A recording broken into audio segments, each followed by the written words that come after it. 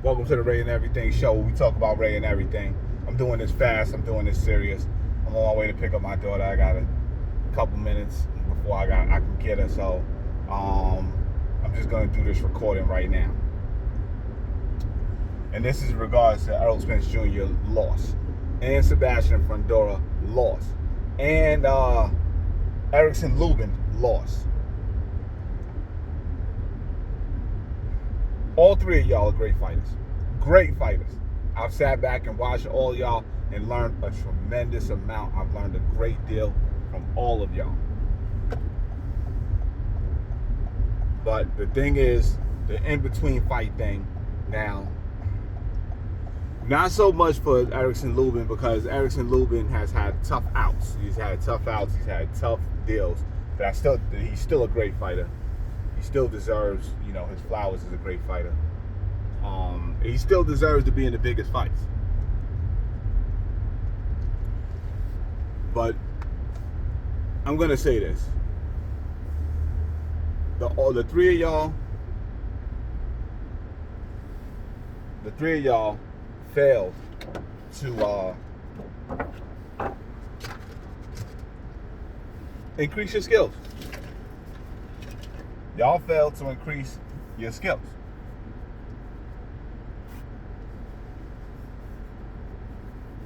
Y'all failed to up the game. Y'all just did the same things. I don't know how many times from Sebastian Fundora I've seen that left uppercut. You fight on the inside, then left uppercut you out. Then with that left uppercut, you was gonna get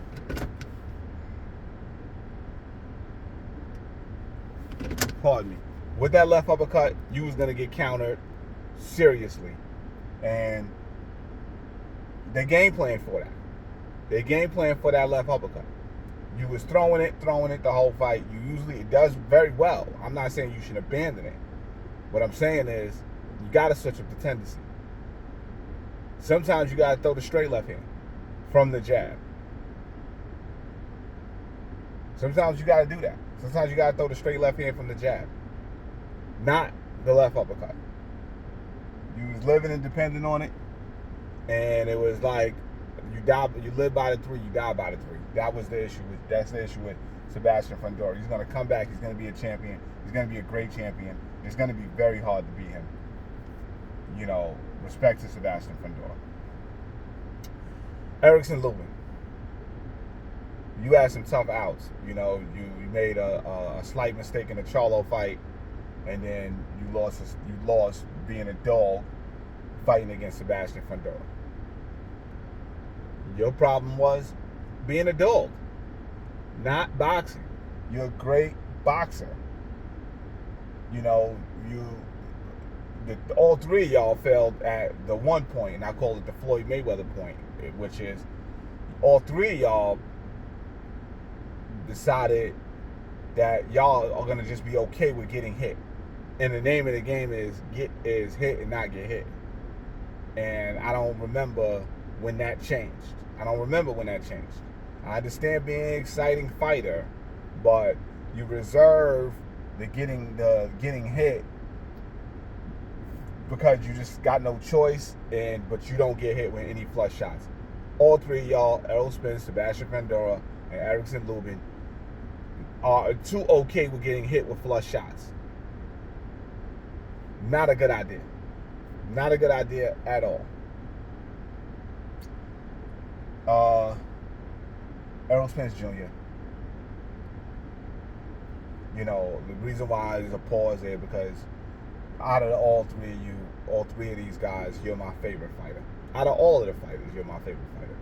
And I don't care if people be like, oh, I just watch boxing. I don't have a favorite fighter. I have a favorite fighter, and that's Errol Spence Jr. I modeled my fight game after his fight game.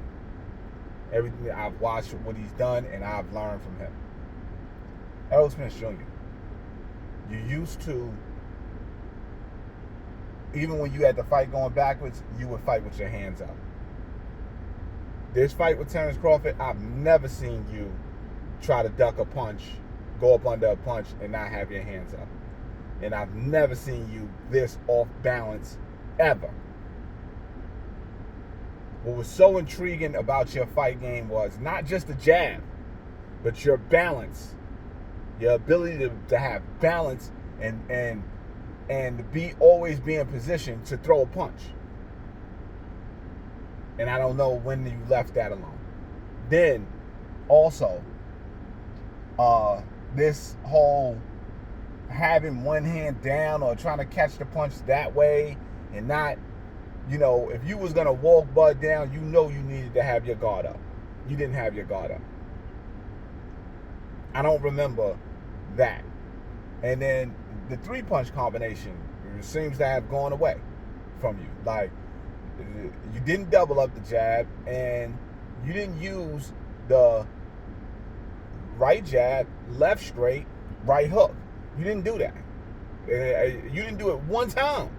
And I don't understand what happened there. I don't know, maybe the balance, maybe I think maybe the pace of the fight. And I understand you were trying to control the pace of the fight, but you used too much dog and you didn't take a step back to see what was going on. And then explain what was going on in that Crawford fight. What was going on is Crawford is a right-hander.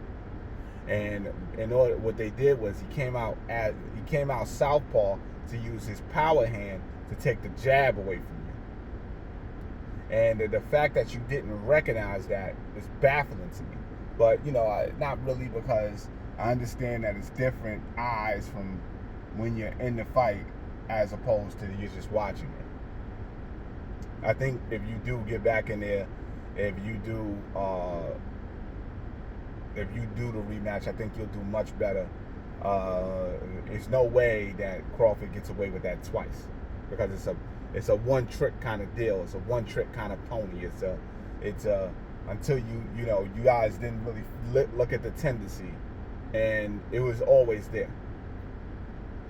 It was always there. He's gonna do that. He doesn't use that left hand effectively, and you guys needed to recognize that. Derrick James.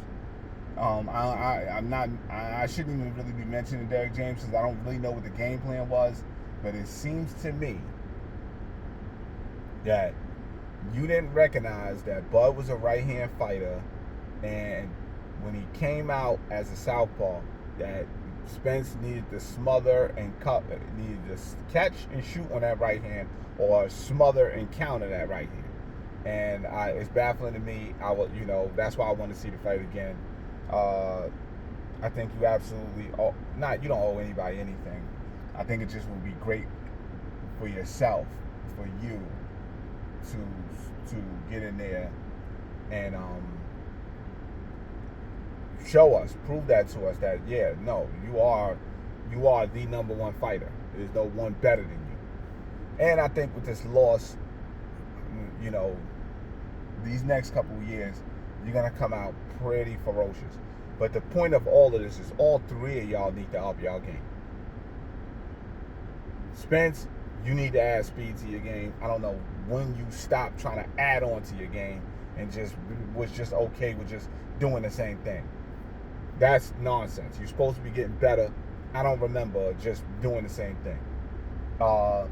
And you probably need Erickson. You probably need to spar Erickson Lubin. You probably need Erickson Lubin in your camp.